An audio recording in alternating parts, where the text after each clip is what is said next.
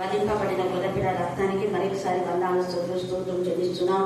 ప్రత్యేక రీతిలో ఎంతమంది అయితే నా ప్రభా కాల్ చేసి ప్రార్థన విన్నపం ఇచ్చారో వారి ప్రార్థన విన్నపములన్నీ కూడా మీ కరుణాపీఠంలో ఎత్తిపడుతున్నాం. డాక్టర్ ప్రశాంతి వారి కుమారు వివాహ విషయంలో మీరు ప్రదాయించండి దేవ. అలాగే అతని గోనెగంగా నా ప్రభ నాతని మరి ఎస్ఐ నాతని హౌస్ ఎడ్యుకేషన్ విషయంలో నేను మార్గం చావడం చేయమని ప్రార్థిస్తున్నాం. సహోదరి దేవ నా ప్రభా సుశీల, డాక్టర్ రాజు దేవ, బెంగళూరు శైలజ మీ కరుణాపీఠంలో ఎత్తిపడుతున్నాం. వారి సమస్యలు మీరే పరిష్కారం చేయమని ప్రార్థిస్తున్నాం. దేవ సహోదరి చిత్రంలో దుష్ట శత్రువులు, దురాత్మల, ప్రేతాత్మల దేవ నా ప్రభా సాతాను బంధకాలు, చీకటి శక్తులు ఏ స్నామం గర్తించి తదులాగా బంధించమని ప్రార్థిస్తున్నాం. విశ్వాసంతో మీ మాట విన్నప్పుడే మా జీవితాలకు పూర్ణ ఆరోగ్యం, పూర్ణ బలం, పూర్ణ శక్తి, ప్రభావం, కృతజ్ఞత కలిగి నిన్ను ఆనందించడానికి మీ గృహం సాధించండి. మీరు చేసిన మేరలో దేనిని మరొకరిని స్థుతించగానే ప్రతి బిడ్డకు మీరు దాచని వాకం విశ్వాస కాల్చకుండా క్షమించడం మీరు సర్వించారు దేవా. ఇరాన్కి ఈ రోజున అతని పరిస్థితి రావడానికి కారణం మీరు ఎన్నో మేలు చేసినప్పటికీ వాటన్నింటిని అతన్ని విస్మరించి దేవ గర్వంగా అహంకారంతో అతని ప్రవర్తించిన ప్రవర్తనే దేవ ఆ యొక్క ప్రాంతం అన్యుల ప్రాంతం అతన్ని నాశనం చేస్తాను మీరు ముందే సెలవిచ్చారు దేవా. మీ మాటను మీరు నెరవేర్చుకుంటున్నారు దేవా. ఇలాగ జరుగుతున్నప్పుడు భయపడి దేవా అతన్ని నీకు లోపడే జీవితాన్ని కలుగుదేమని ప్రార్థిస్తున్నాం. దాని మీకే స్తోత్రం, మీకే స్తోత్రం, మీకే స్తోత్రం, మీకే స్తోత్రం, మీకే స్తోత్రం. ఇక్కడ బిడ్డలందరినీ మీ జ్ఞానాత్మక చిన్న బిడ్డలకు ఇచ్చిన జ్ఞానం దేవ. అనేక మంది పెద్దవాళ్ళు నాకు తెలిసి కూడా నీకు విరోధమైన పాపం చేసేవారిని గర్తించి బుద్ధి చెప్పి మీరే సరిదిద్దమని మమ్మను మా ఆత్మను మీ చిత్రకే సమర్పిస్తూ అన్ని జనులలో మీ నామం ప్రభావితం అవుతున్నందుకు మేము స్తుతిస్తూ యేసు నామమున ప్రార్థిస్తున్నాం తండ్రి. ఆమేన్, ఆమేన్, ఆమేన్. ఎవరైనా దేవుడు పక్షపాతి కాదు. ఈరోజు మన ధ్యానాంశం ఏంటి? మళ్ళీ చెప్పాలా? మళ్ళీ చెప్పాలా? 34 ఎంత తేటగా ఏమంటున్నాడు ఇక్కడ? పేతురుకు కొర్నేలికి ఇద్దరికి దర్శనం వచ్చింది. ఒకరికి కాదు, ఇద్దరికి వచ్చింది. సేమ్ దర్శనమే, ఒకే దర్శనమే ఇద్దరికి వచ్చింది. ఆ దర్శనంలోని అర్థము మూడార్థం ఏంటంటే దేవుడు పక్షపాతి కాడు. ఎందుకు అలాగా దేవుడి పక్షపాతి కాడు అని చెప్పాడు? మరి దేవుడి పక్షపాతి కానప్పుడు ఎందుకు ఏశావును ద్వేషించాడు, యాకోబును ప్రేమించాడని ఉంది కదా. అది ఎందుకు అంటే దేవుడు నిష్కారణంగా ఎవరిని ద్వేషించాడు, నిష్కారణంగా ఎవరిని కారణంలో కూడా ప్రేమించాడు. యాకోబును ప్రేమించడానికి యాకోబు బాల్య వయసులో నుండి దేవుడి యొక్క భయము, భక్తి, దేవుని పట్ల జయిస్తత్వం కావాలి అని ఒక ఆశ, ఒక తపన చిన్నప్పటి నుంచి ఉంది. చిన్నప్పటి నుంచి వాళ్ళమ్మ దేవుడి ఎందుకు భయభక్తి గల కుమారుడుగా పెంచింది యాకోబును. ఎందుకంటే యాకోబు ఇంట్లో ఉండేవాడు, ఏశావు బయట. ఈ బయటి ప్రపంచంలో ఉండే వాళ్ళంతా దేవుని విరోధులే. బయట ప్రపంచంలో ఉండి ఎప్పుడో తినడానికి ఇంటికి వచ్చి ఏదో ఒక మాట వాడని చెప్పి మాట్లాడి ప్రార్థన చేసుకుని వెళ్ళేవాడు ఏశావు. ఏశావుకు దేవుడి గురించిన విషయాలు ఇస్సాకు ఎక్కువగా చెప్పాల. ఎక్కువగా వాళ్ళు సంభాషించుకునే మరి సమయాలు కూడా చాలా తక్కువ. కానీ యాకోబు ఎప్పుడో తల్లి దగ్గర ఉన్నాడు కాబట్టి ఆ తల్లి ఏం చేసింది అంటే దేవుడి యందు భయభక్తి గల కుమారుడుగా పెంచింది. దేవుడి యందు భయభక్తి గల కుమారుడుగా పెంచింది కాబట్టి యాకోబుకు దేవుడి యొక్క ఆశీర్వాదాన్ని ఎట్లాగైనా నేను పొందుకోవాలి అని రాత్రంతా దేవుని సన్నిధిలో పోరాడాడు, పట్టుబట్టాడు. అందుకనే దేవుడు కూడా కనికరము తండ్రి పక్షపాతి కాదు కాబట్టి అబ్రహామును ఆశ్రయించిన దేవుడు, ఇస్సాకును ఆశ్రయించిన దేవుడు యాకోబును కూడా ఆశ్రయించాడు. హల్లెలూయా, హల్లెలూయా, హల్లెలూయా, హల్లెలూయా, హల్లెలూయా. ఇప్పుడు మనం జరుగుతున్నటువంటి ఇరాన్ లో మరి 3 భాగాలు నాశనం అయిపోయింది. ఎందుకు నాశనమైంది? దేవునికి ఇష్టకరంగా లేదు. ఎందుకు అంటే ఆదికాండం నుంచి కూడా, ఆదికాండంలో మనం ఏదేని చోట ఉంది. ఎక్కడ నుంచి తెలుసా మీకు? ఏదైనా చోట కరెక్ట్. నేను పంపించా చూస్తున్నారు కదా, అందరు షాక్ అవుతున్నారు. అవును, ఎందుకంటే మనం యూట్యూబ్ లో సెర్చ్ చేస్తే అవన్నీ ఉన్నాయి. కాకపోతే ఆ ఏదేని చోట లోపలికి పోకుండా దూతలు అక్కడ కావలించాం. అవశేషాలు కొన్ని ఉన్నాయి. ఏదేని చోట ఉండేది అక్కడనే ఇరాన్లో ఉంది. తర్వాత ఆ ఏదేని చోటు నుంచి వచ్చినటువంటి 4 నదులు హిద్దేకేలు, గిషోను, బీహోను, తర్వాత యోర్దాను, ఇవన్నీ కూడా అక్కడి నుంచి చిరిగిపోయినాయి. ఇవి ఎక్కడెక్కడైతే ఉన్నాయో అక్కడంతా బ్లెస్సెడ్ అయిపోయింది. హిద్దేకేలు కానీ యోర్దాను కానీ, యోర్దాన్ నది ఎంత బ్లెస్సెడ్, దాని గురించి మనం ఎన్ని విషయాలు చూస్తాం. ఇప్పుడు మనకు టైం లేదు. కాకపోతే దేవుడి పక్షపాతి కాళ్ళు అన్నదానికి సూచన. అక్కడ ఇస్సాకును ఆశీర్వదించి ఇష్మాయేలు ఏమన్నా అంటే నిన్ను కూడా ఒక జనంగా చేస్తానన్నాడు. ఈ యొక్క 11వ అధ్యాయంలో అంటే అబ్రహాము ఇంకా ఆశీర్వదించబడక ముందే బాబేలు గోకులం వాళ్ళు కట్టారు. బాబేలు గోకులం దగ్గర ఉన్న ప్లేస్ అంతా సర్వం చాలా పెద్ద ప్రదేశం, అది చాలా చాలా పెద్దది. ఆ బాబేలు గోకులం వాళ్ళు కట్టి నేను ఇంకా దేవుడితో ఈక్వల్ అవుదాంలే అన్నప్పుడు అక్కడ దాన్ని అంటే భాషలు సాగునాదైపోయినాయి, ఒకరికి అర్థం కాకుండా అన్ని చెదిరిపోయినారు. అక్కడ ప్రజలంతా చెదిరిపోయినారు, ఎందుకంటే ఎవరి అర్థం కాదు కదా, కాబట్టి చెదిరిపోయినారు. ఆ పెద్ద బబులోను దేశం అంటే చాలా పెద్ద దేశం. ఇంకా అదే బాబేలు గోపురం పడగొట్టబడి మా ప్రాంతం అంతా కూడా బబులోను దేశంలో అయిపోయింది. వీరు ఎప్పుడైతే దేవుడు వాళ్ళ యొక్క ఆలోచన తలంపులని చాలామంది చేశారో కొంతకాలమే వాళ్ళు దేవుని ఎందుకు భయభక్తి కలిగి ఉన్నారు. ఆ తర్వాత అంత అన్ని జనులు అన్ని వాళ్ళకి ఇష్టం వచ్చినట్టుగా చెట్టుకు పుట్టకు ఏ దేవుడని వాళ్ళు ఇష్టానుసారంగా వెళ్ళిపోయినారు. ఆ వేలోనే నెబుకద్నెజర్ రాజు దేవుడికి భయపడి అనేక మంది విగ్రహారాధనలో ఉన్నటువంటి వాళ్ళు దానియేలు బట్టి దేవుడికి భయపడతారు. మరి దానియేలు సింహం గుహ ఎక్కడుంది? ఇరాన్లోనే ఉంది. ఎందుకంటే అదంతా బబులోను కదా, బబులోను ప్రాంతం అన్నమాట. ఆ బబులోను అంటే అన్యులంతా చెదిరిపోయినారు, వీళ్ళంతా అన్యులుగా అయిపోయినారు. వాళ్ళంతా దేవుడి పిల్లలే, నోవహు సంతదైన వీళ్ళంతా కూడా 11వ అధ్యాయంలో అందరు దేవుడికి విరోధం అయిపోయినారు. వారి ఇష్టానుసారంగా దేవుడికి పడిన వాళ్ళ త్రోగులకు వాళ్ళు వెళ్ళిపోయినారు. వాళ్ళు వెళ్ళిపోవడం ద్వారా దేవుడికి కోపం వచ్చింది. కోపం వచ్చి వాళ్ళందరూ కూడా శిక్షించారు.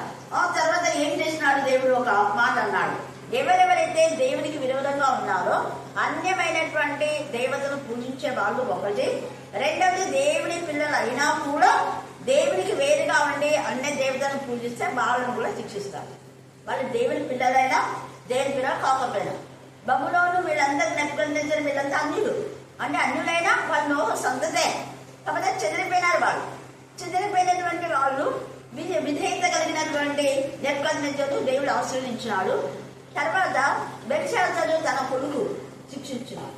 ఆ తర్వాత దైర్యవేషను ఆశీర్వదించాడు, కోరుషుని ఆశీర్వదించాడు, అహశ్వేరోషు ఎస్తేరు ఉంది కదా ఆశీర్వదించాడు. ఇవన్నీ కూడా అక్కడ ప్రాంతంలో. కానీ ఆ ప్రాంతం ఇప్పుడు ప్రజెంట్ గా ఇంత భయంకరమైన సిచ్యువేషన్ కు కారణం ఏంటి అంటే వాళ్ళు దేవుని ఎందుకు భయం భక్తి లేకుండా తినుము తాగుము తిరుగు. చాలా సంపద ఉంది అక్కడ. అక్కడ సంపద చూసుకొని వాళ్ళు విరమించున్నారు. ఎంత ఉందంటే అంత సంపద ఉంది. వాళ్ళకు తెలియని సంపద కూడా ఉంది బిబ్లికల్ గా, కానీ బైబిల్ చదివిన వాళ్ళకు మాత్రమే అది తెలుస్తుంది. అందుకనే ఈ సంపు తెలుసు కాబట్టి మెయిన్ సేవలన్నీ నాశనం చేసేస్తున్నారు. అది దేవుని యొక్క దేవుని ప్రణాళిక. దేవుని ముందే చెప్పాడు కదా, మీరు ప్రకటనలో చదివితే కూడా దేవుని యొక్క రాకల్లో చాలా అన్ని దేశాల దేవుడు నాశనం చేస్తాను, సమూల నాశనం అన్నాడు. సమూల నాశనం చేస్తాడు. ఇంకా కొంచెం శేషం మిగులుస్తున్నాడు. ఎందుకంటే కన్నికల వాళ్ళ తండ్రి కాబట్టి శేషం కొంచెం. ఇక్కడ కూడా ఈ కొన్నేది ఇతను అన్యుడైనా కూడా దేవుని ఎందు భయభక్తి కలవాడు. అన్యుడైనా కూడా తాను ఇంతవరకు చేసిన విగ్రహ సంబంధమైనవన్నీ కూడా దేవునికి విరోధమైన తెలుసుకొని యేసు ప్రభుల వారి యొక్క జనన మరణ పునరుద్ధానములు తెలుసుకున్నాడు ఆయన. ఎందుకు? ఆయన దగ్గర అనేక మంది దేవుని ఎందు భయభక్తి కలవాళ్ళు ఉన్నారు. వాళ్ళు చెప్పారు నాకు. అందుకనే ఆ పేతురు దగ్గరికి పంపేటప్పుడు కూడా భక్తి పరులైన సైనికులు పంపాడు. భక్తి లేని వాళ్ళు అంతే మన పనులన్నీ చెడగొట్టేస్తున్నారు. భక్తి లేని వాళ్ళు సోమరి వాళ్ళు నిదానంగా పనిచేస్తారట, వారు పని చెడగొట్టారు. ఇందాక చెప్పారు కదా, పిల్లలు చురుకైన వాళ్ళు బాగా పనిచేస్తారు. అందుకనే దేవునికి విరోధమైన వ్యక్తులు అంటే భక్తిహీనులు, కళ్ళకు కలకలాంటి వాళ్ళు, కండకు పులుసు లాంటి వాళ్ళు. కలకంటే ఉంచుకొని ఆ చూపు సరిగా ఉంటుందా? ఉండదు. ఆ కొలక ఉన్నంత వరకు ఉండడమే ఉంటుంది. భక్తిహీనులు కూడా అంతే, వాళ్ళు ఎప్పుడు చెడగొట్టే పనులే చేస్తాడు. అందుకని భక్తిహీనులు హఠాత్తుగా నాశనం అవుతారని చెప్పి కొన్నేది భక్తి పరులకు సైనికునే పిలిపించి వాళ్ళే పంపించినాడు. చూడండి 10వ అధ్యాయం 7వ వచనం. అపోస్తల కార్యము 17 చదవండి. అతనితో మాట్లాడిన జూద వెళ్ళిన పిమ్మట అతను చూడండి తన ఇంటిలో ఎంతో మంది పనివాళ్ళు ఉన్నారు. కొన్నేటికి చాలా మంది పనివాళ్ళు ఉన్నారు. అయితే వాళ్ళలో పనివాళ్ళు ఇద్దరిని ఎప్పుడు ఉండేవాళ్ళు. కనిపెట్టుకొని ఇంటి వారిలో ఇద్దరు ఉన్నారు. వాళ్ళ ఇద్దరు భక్తి పనులే, కానీ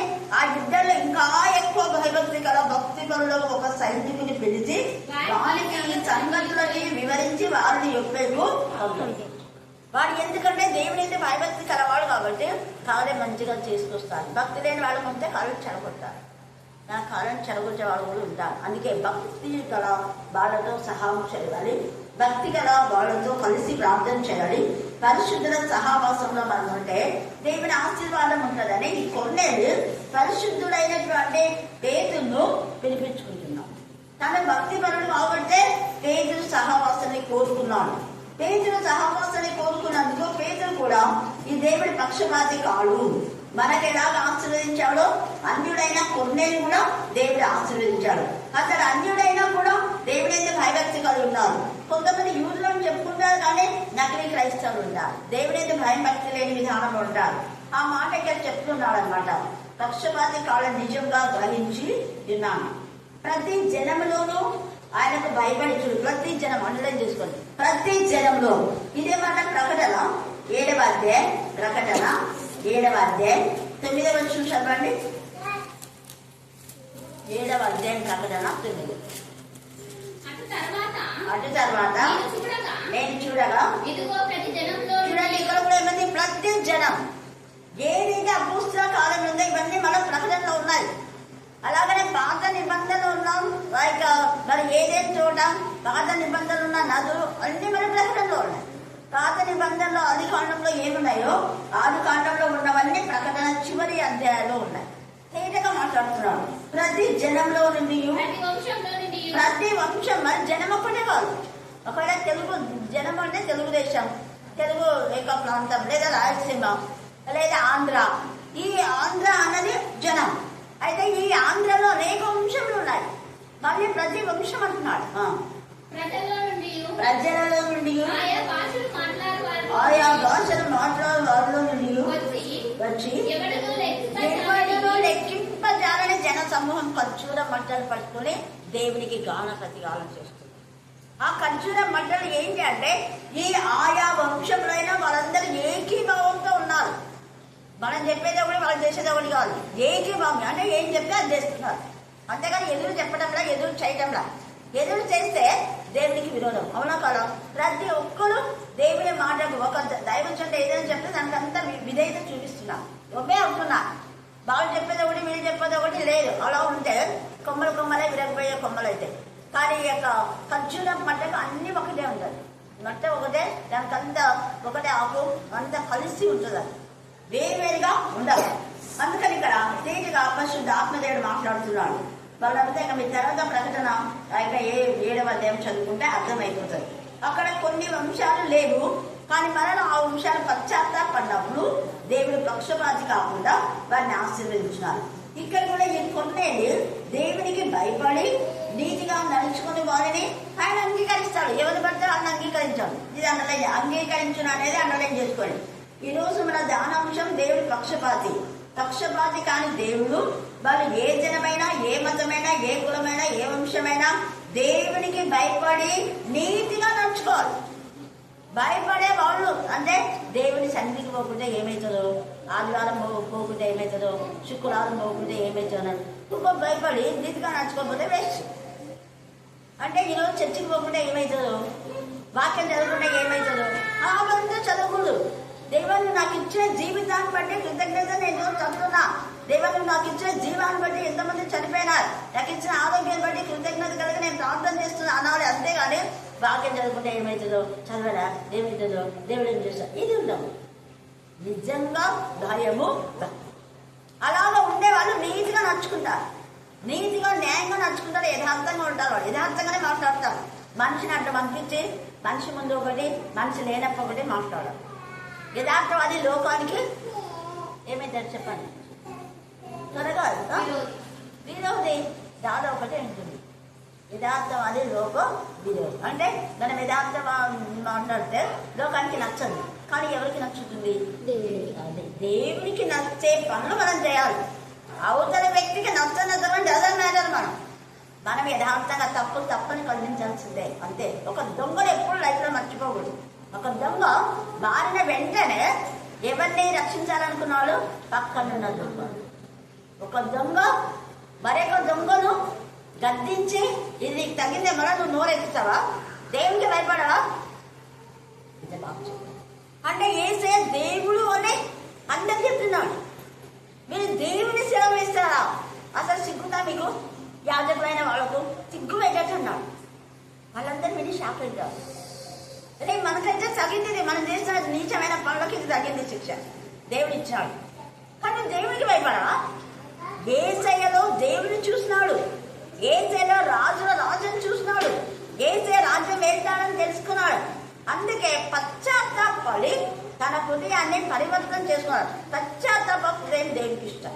పక్షపాతం లేకుండా యేసయ్య కూడా తన శిష్యులను పొలంలోకి ఎలా చేర్చుకుంటాడో ఇతను కూడా యేసయ్య శిష్యులు అయిపోయినాడు, దొంగ అయినా కూడా. అందుకని నేడే నువ్వు నాతో కూడా ఏమైతావు? నాతో కూడా మొదట ఉన్నావు నా శిష్యుల తర్వాత. నువ్వు నా శిష్యునివే. ఎందుకంటే దేవుడని గుర్తించినాడు కాబట్టి. యేసయ్య ప్రభువుని దేవుడని ఎవరు గుర్తించారో వాళ్ళు యేసయ్య శిష్యులు కాదు, శత్రువులే, విరోధులే. దేవుడికి భయపడి నీతిగా నడుచుకుని వారిని ఆయన అంగీకరించాడు. ఈ దొంగను అంగీకరించినాడు. మరి మనం ఒక దొంగ అంగీకరించబడితే మనం అంగీకరించబడే జీవితంలో ఉన్నామో ప్రార్థన చేసుకోవాలి. యేసుక్రీస్తు అందరికీ ప్రభు. చూడు ఎంత చెప్తున్నాడు పేతురు. అందరికీ, చదువు రాని వాళ్ళకి, చదువు వచ్చిన వాళ్ళకి, మోటి వాళ్ళకి, తర్వాత ఏ బ్రాహ్మణులకు అందరికీ. మొదట బ్రాహ్మణ్సే రక్షణ పొందారు. అపోస్తలుడైన తోమ రాకముందే ఇంకొకరు వచ్చారు. అపోస్తలుడైన తోమ వచ్చిన తర్వాత చాలా మంది పూజారులు మారినాం. అందుకనే ఇక్కడ ఏమంటున్నాడు? యేసుక్రీస్తు అందరికీ ప్రభు.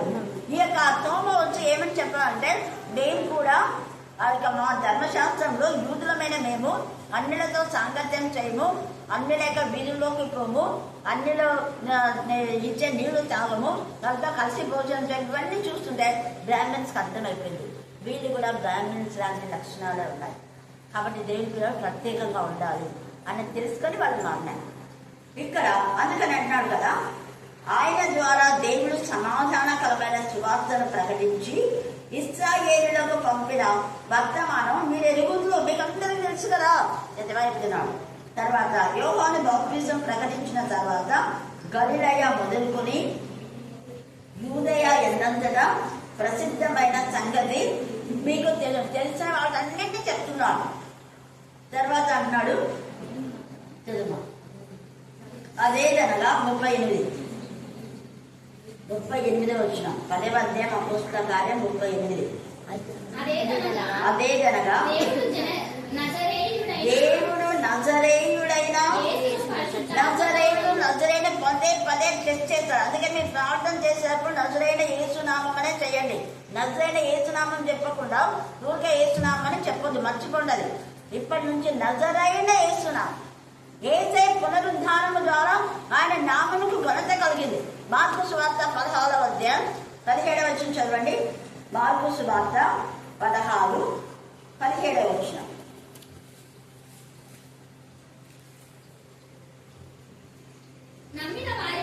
నమ్మిన వారి వలన అంటే ఆయన నామమును నమ్మిన వారి వలన, యేసయ్యను నమ్మిన వారి వలన, యేసయ్య జనన మరణ పునరుద్ధానములు విశ్వసించిన వారి వలన, నమ్మిన వారి వలన ఈ సృజన క్రియలు కనబడును. ఏవనగా ఆయన నామము అంటే నజరైన యేసు నామమున దయ్యాలు కాదు కదా, నా నామమున దయ్యములను వెళ్ళగొట్టురు. కొత్త భాషలు, దేవదూతల భాష లేదా ప్రపంచంలో మనకు రాని భాష ఏదైనా మాట్లాడచ్చు. పాములు అంటే విష సర్పం లాంటి వ్యక్తులను గద్దించగల శక్తి దేవుడిస్తారు. మరణకరమైందంటే మనకు తెలియకుండా ఎవరైనా మనకు విషయం ఇచ్చి ప్రాయుధం ఇచ్చినా కూడా దేవుడు మనకు స్వస్థత ఇస్తారు. వారికి ఏ మాత్రం కూడా మనకి హాని చేయదు. దేవుడు అనేక అద్భుతాలు స్వస్థత ఇస్తాడు. ఇంకా చాలా ఉంది అక్కడ. ఆయన నామం రోగుల మీద చేతులు ఉంచినప్పుడు మనల్ని చెయ్యని ఉంచుతారు అని తగిలిందా లేదా? చేతులు ఉంచినప్పుడు అని చేతులు నూనె రాసి చేతులు ఉంచడం ద్వారా స్వస్థత. నూనె ఎందుకు రాస్తారు, నూనె ఎందుకు ఇస్తారు అంటారు. చాలా మంది ఇంటి ప్రతిష్ఠ అయితే నన్ను ముందు అందుకే పిలుస్తారు. అక్క వాళ్ళు ఊరికి వచ్చి వాక్యం చెప్తారు. అసలు నూనె రాసి ప్రతిష్ఠించాలి. ప్రతిదీ నూనె రాసి ప్రతిష్ఠించాలి. శామ్యూయలుకు నూనె రాసి ప్రతిష్ఠించాం. తర్వాత కింగ్ సౌలుకు నూనెతో ప్రతిష్ఠిత. తర్వాత యేసు ప్రభుల వారి కాలంలో ఇంకా చాలా మందికి సిమియోను నూనె వేసి దావీదుకు నూనె వేసి ప్రతిష్ఠించాలి. ప్రతిదీ అది ప్రతిష్ఠిత. తర్వాత చదువు. అప్పుడు చూడండి, ఆ దేవుడు ఆయనకు తోడైండను కనుక ఆయన మేలు చేయించు అపవాది చేత పీడింపబడిన వారినందరినీ, అంటే నమ్మిన వారినందరినీ స్వస్థపరచు సంచరించుచుండెను. ఆయన యూదుల దేశమందును యెరూషలేము నందును చేసిన వాటన్నిటికీ మేము సాక్షులం. సాక్ష్యం చెప్పనైపోతుంది. ఆ పాప శాలను ఎంత బాగా చెప్పే సాక్ష్యం, ఉన్నది ఉన్నట్టుగా సాక్ష్యం చెప్తారు. అందుకని వాళ్ళ మొదలు నచ్చదు. తల్లైనా తండ్రైనా ఉన్నది బయట పెట్టేస్తారు కదా, వాళ్ళకి నచ్చదు. వాళ్ళు చేసేది వాళ్ళు మేలు పొందుకొని మరి ఆమె సాక్ష్యం చెప్పి ఒకసారి చెప్పింది అంతే రాదు. అట్లా దేవుడు కూడా క్షమించాడు. అక్కడ సాక్షులం అంటున్నాడు. మరి మనం ఎంత సాక్ష్యం చెప్తున్నాం? తర్వాత చదవండి. ఆయన యూదా దేశమందును యెరూషలేము నందును చేసిన వాటికన్నిటికీ మేము సాక్షులము. ఆయనను వారు బ్రానున వేలాడదీసి చంపేది. బ్రానున అంటే ఎండిన దానికి చేస్తే పచ్చి మనకి ఏం చేస్తారు అంటే ఆ పచ్చి సిలువ, అది కొయ్య చాలా బరువు. అంటే ఎండిపోయిన కట్టెలు బరువులో, పచ్చి కట్టెలు బరువుతాయి కదా. పచ్చి మాను అంటే ఇక్కడ ఉంది. పచ్చి దాన్ని కోసి సిలువలాగా చేసి ఏసై మీద పెట్టారు. ఎంత బరువు! ఆ భారాన్ని ఆయన మోసాడు. మీరే కదా చేస్తుంది, మీకు తెలుసు కదా అన్నాడు. దేవుడు ఆయనను 3వ దినంలో లేపి ప్రజలకందరికీ కాక, అది అందరికీ కనపడలేదు యేసయ్య. ఎవరు కనపడినా అంట? దేవునికి చేత ముందుగా ఏర్పరచబడిన సాక్షులకే, దేవుని చేత ఏర్పరచబడిన మగ్ధులైన మరి ఆమె దయ్యాలు పోయినా కానీ ఎంత కృతజ్ఞత! వేకువనే లేచి యేసయ్య దగ్గరికి, యేసయ్య చూడాలి, యేసయ్యతో మాట్లాడాలి. తన డబ్బంతా, తనకున్నటువంటి కోట్ల ఆస్తిని అమ్మేసి ఆమె అన్ని విలువ కలదికునింది. ఆ పరిమళ ద్రవ్యాలు చాలా ఖరీదుగా ఉంటాయి. మళ్ళీ సుగంధ ద్రవ్యాలు కూడా మళ్ళీ కొనింది. చూడండి, యేసయ్య కోసము ఎంతగా తనకున్న పెద్ద మేడం యేసయ్య కోసం ఇప్పటికీ అది సెయింట్ మేరీ చర్చిగా మార్చబడింది. అప్పుడున్న మేడగది పెద్ద చర్చి. ఆమె ఇచ్చిన ప్లేసే. మనకున్న సమర్పణ ఇవన్నీ ఏమొద్దు. దేవుని సన్నిధికి వచ్చి దేవుని ఆత్మతో సత్తులతో ఆలోచించి విధేయతగా ఉంటే చాలు.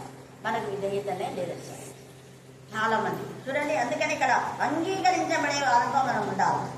యెరూషలేము నందు చేసిన వాటన్నిటికీ మేము సాక్షులం అని చెప్పి మీరే కదా ఇలా చేశారని చెప్తున్నాడు. ఆయన మృతుల నుండి లేచిన తర్వాత ఆయనతో కూడా అన్నపానములు పుచ్చుకున్న మాకే, అంటే ఆయన చనిపోయి తిరిగి లేచి అన్నపానాలు కూడా పుచ్చుకున్నాడు. లాజర్ లా కాదు, లాజర్ చనిపోయాడు, బ్రతికించాడు, మళ్ళీ చనిపోయినాడు. అంటే నిద్ర అనేది పునరుద్ధానం కాదు, దాన్ని అనరు. చాయపొద్దు విధవరాలి యొక్క కుమారుడు కూడా చనిపోయాడు, మళ్ళీ బ్రతికావు, అది పునరుద్ధానం కాదు. ఇంకా తమిత ఉంది, వీళ్ళంతా మళ్ళీ బ్రతికాదు, వీళ్ళు పునరుద్ధానం కాదు. యేసయ్య పునరుద్ధానం అయిన తర్వాత పరమునకే కొనుక్కోబడ్డాడు. హల్లెలూయా, హల్లెలూయా, హల్లెలూయా. దేవుడు ఆయన 3వ దినంలో లేపి ప్రజలకందరి కాక అనే మాట అర్థం ఏంటంటే దేవుని ఎందుకు భయభక్తి కల వాళ్ళకే ఆయన సహాయం చేస్తాడు అని అర్థం. అందరూ చేయడు. ఊరికే దేవుని ఎందుకు భయం భక్తి లేకుండా నాకు స్వస్థత అంటే రాదు. పూర్ణ విధేయత, నమ్మకం అనేది ఉండాలి. అందుకే నమ్ముడిని వాళ్ళైతే నమ్మడానికి సమస్తము సాధ్యమే అని చెప్పారు. ఇప్పుడు మనం చూసినట్టుగా హోషియా 10:10 చదవండి. హోషియా 10:10. నాకు ఇష్టం ప్రకారం, ఎందుకంటే వాళ్ళు నాకు ఇష్టంగా లేదు కాబట్టి దేవునికి అయిష్టంగా ఉన్నారు. అందుకు నాకు ఇష్టం వచ్చినట్టు నేను చేస్తున్నాను. వాళ్ళు వాళ్ళకి ఇష్టం వచ్చినట్టే చేసుకున్నారు. వాళ్ళు వాళ్ళకి ఇష్టం వచ్చినట్టే చేసుకున్నారు కాబట్టి నేను నా ఇష్టం ప్రకారం వాళ్ళకి శిక్షిస్తాను. ఎంత బాగుంది! నేను చెప్పినట్టు వాళ్ళు విన్నారు, వాళ్ళకి ఇష్టం వచ్చినట్టు వాళ్ళు చేసుకున్నారు కాబట్టి నేను కూడా శిక్షించడం నాకు ఇష్టం వాళ్ళకి.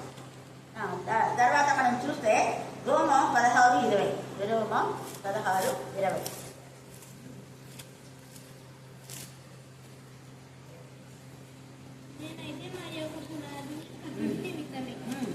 మరి ఒక పునాది మీద కట్టిన, అంటే ఒకరు వేసిన పునాది మీద కాదు.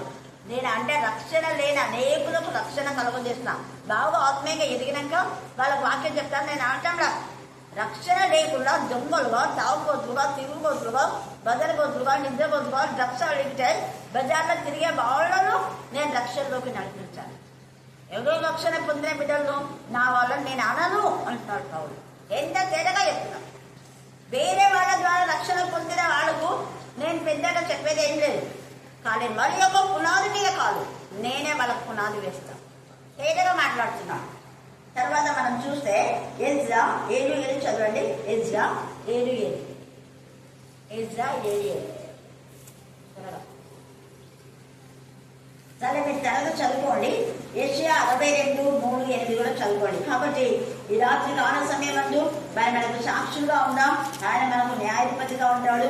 ఆయన సజీవులకు మృతులకు కూడా న్యాయాధిపతి. దేవుడు ఈ వాక్య భాగం దీవించి ఆశీర్వదించుగాక. ఆమేన్, ఆమేన్, ఆమేన్. సహోదరి